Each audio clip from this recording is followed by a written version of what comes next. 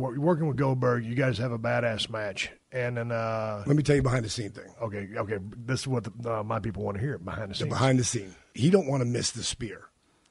Now, 3 weeks out, I'm already, because Billy, we're off the road. We're on the road all the time, and we don't get to work on the road. Hey, let's talk about that. How often were you guys? I mean, because man, we were swinging it down in WWF. It was out of 30 days, probably on the road. 25, 26. Absolutely. And if I wasn't doing that, I was doing the Tonight Show, I was doing Hollywood Squares. I was always doing something. Right. So I was home like maybe 2 or 3 days a week. So you guys are busting ass. Busting ass. But now I've cut that shit back because I know I can't go out there and steal the show as green as he is. I'll just have another match like he's had with everybody else. So I want him to come down to Power Plant where we started and start to just roll through some stuff just to show him some stuff. And the big thing was, Billy, you've never missed a spear. You got to miss the spear. He goes, I can't miss the spear.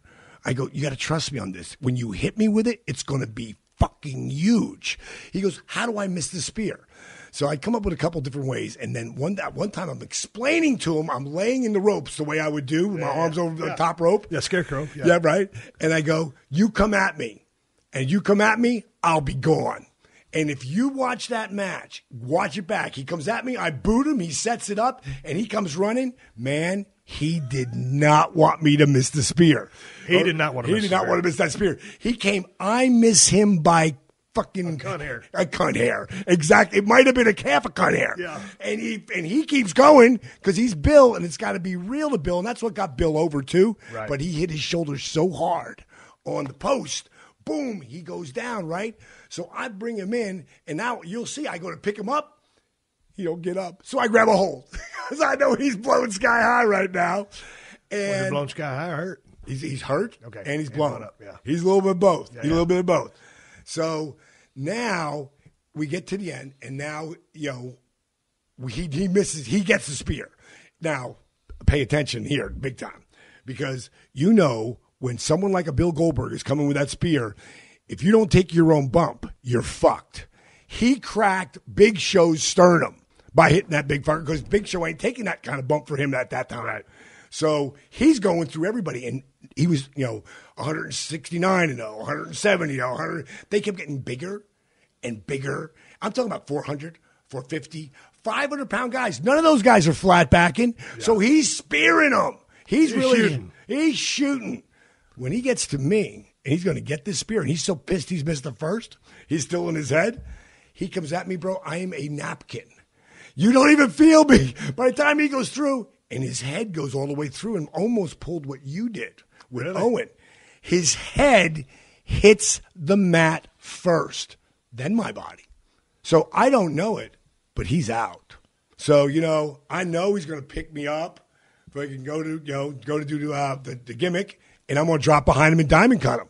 But he ain't really, you can tell he's a little Day Street, but I think he's just selling.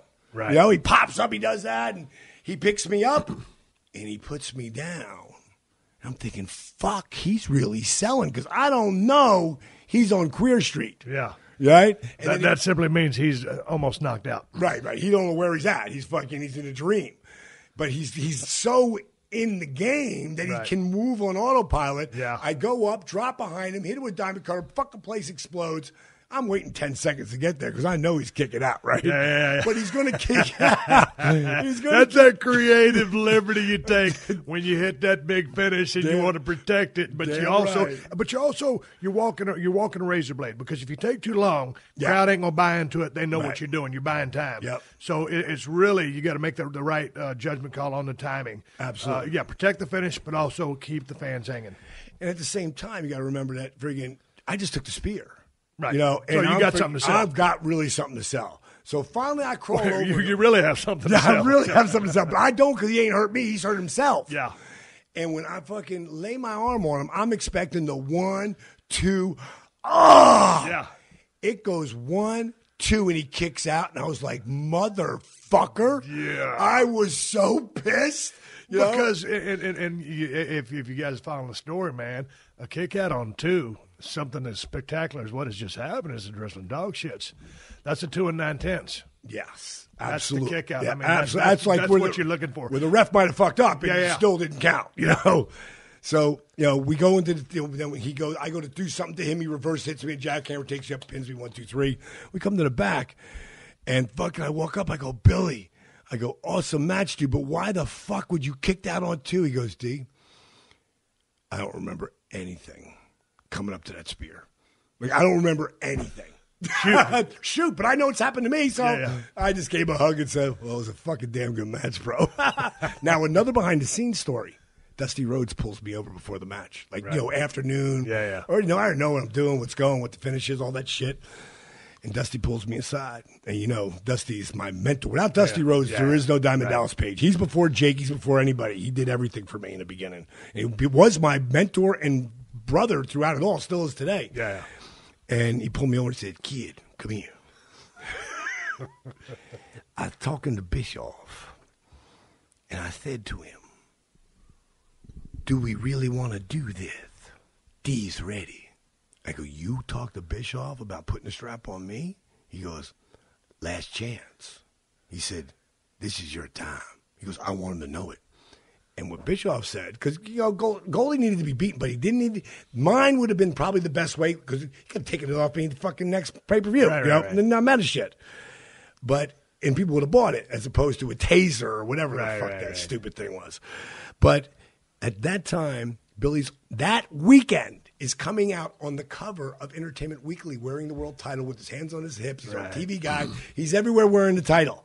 So Bischoff didn't want to confuse the marketing. Right. Which I think it would have been better. But, it is what it is. And, I was so thankful to have that match.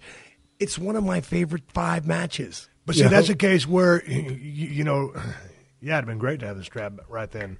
But the match helped you. Oh, yes. More than it hurt. The loss did not hurt you. No, it didn't at all. Yeah, a ball buster of a match, and the fact that, he's Goldberg. Yes. Or, and anybody positioned correctly, the outcome really doesn't matter. It's academic. Doesn't matter, yes. Doesn't matter, no. No. And the biggest thing was everyone always says you had the best match Goldberg ever had. And Bill will say, and what was really cool, because I'm really good friends with Jericho now, is he still doing DDP yoga? Oh, dude, he's the biggest advocate ever. I mean, he just. Well, tell me the story. So Chris and Jericho, Chris and Goldberg had that gimmick in the backstage. I don't know whatever happened, but what that was about. Yeah. But if it was such angle shoot, you don't know that. We don't know. They know. But they had a hell of a match, and Bill called me after that match, and he said, "I just want to thank you for what you taught me back then and how important certain things were." He goes, because me and Jericho just had a hell of a match. Right. And he called me and thanked me, and I was like, wow. That was like so cool, That was like so cool.